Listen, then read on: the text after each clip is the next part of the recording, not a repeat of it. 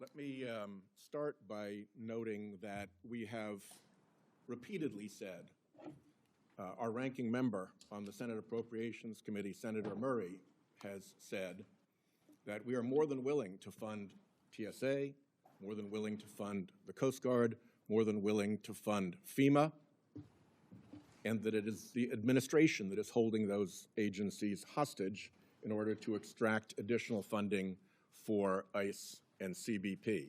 That is our quite clearly stated position, and I just wanted to recognize that now. Ms. Noem, I want to walk you through an incident that took place in Rhode Island. We have a courthouse in Rhode Island, our Superior Court. The court had an agreement with your organization not to conduct operations in that courthouse. Despite that agreement, your officers went in to conduct operations in that courthouse. They went in plain clothes and masked, so maybe they were aware of the agreement, maybe they weren't.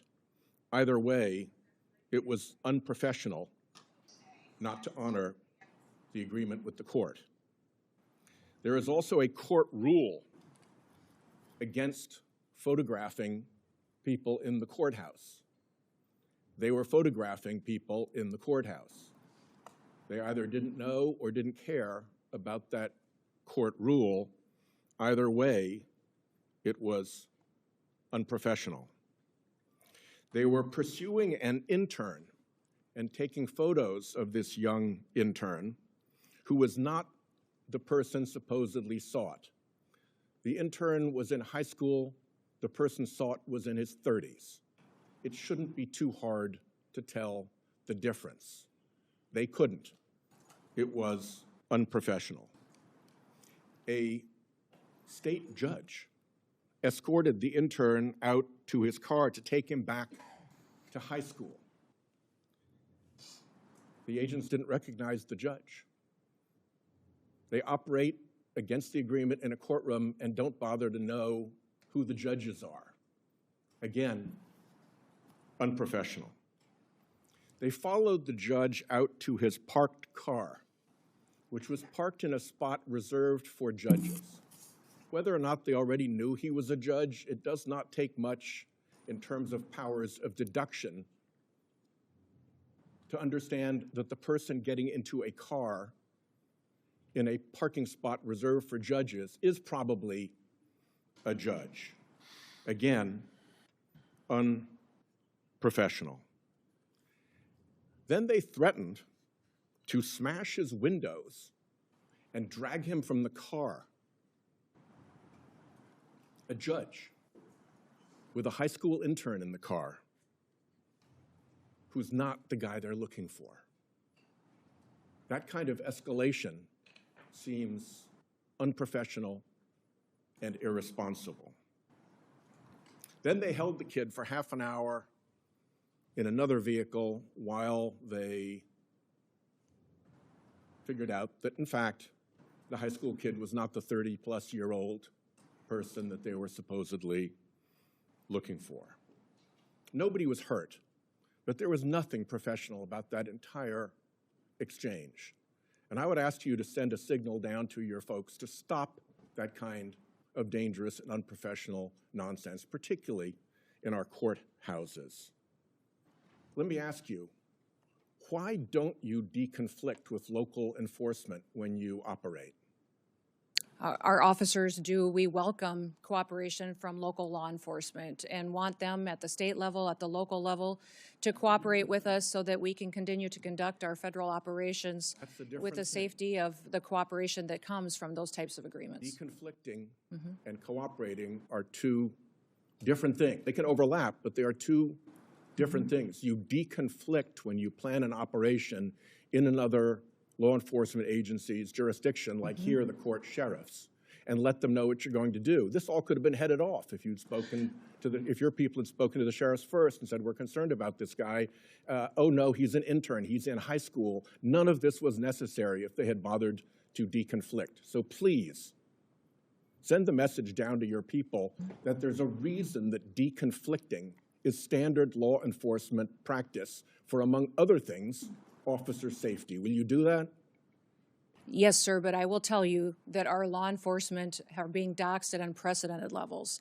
So at times we've run into situations in sanctuary cities or in sanctuary states where notifying that local law enforcement on some of these operations has doxxed them and their families and leaked a law enforcement operation, which puts people's lives in jeopardy. So they absolutely want to work with cooperative local law enforcement. About that, and in that case I strongly specifically, suspect that there's a big difference these between individuals, non-cooperation and actual interference with your operations. But I'll reserve that to a question for the record so you can substantiate that.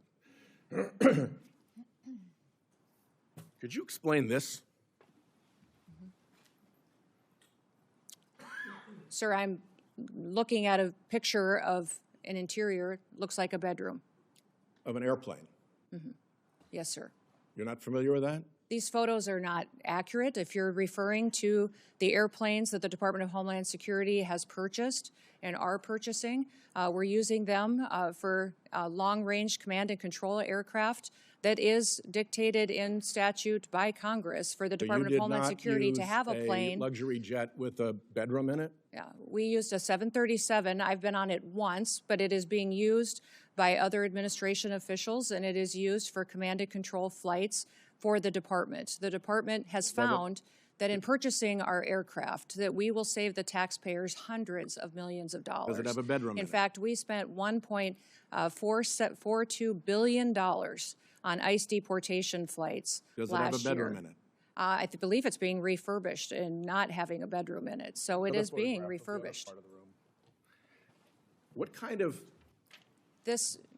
deportee justifies being flown out of the country in a luxury jet with a bedroom and accommodations like this? There are aircraft being purchased that will be utilized for executive air travel and for deportations. Well, if you remember, in the past, we gonna have be used deportations. jets of this size and this configuration for deportations in the past. If you remember, In this configuration, by this configuration, you mean with a bedroom and luxury accommodations like this you've used for deportations. Is that true?